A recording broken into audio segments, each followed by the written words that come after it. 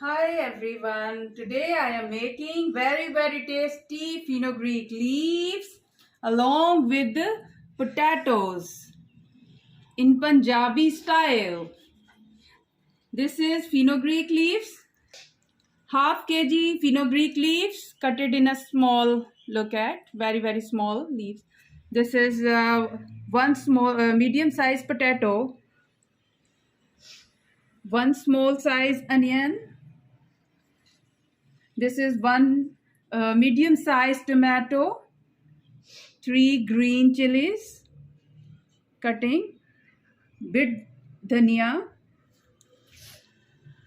bit salt, red chili powder 1 teaspoon, quarter teaspoon garam masala grinded.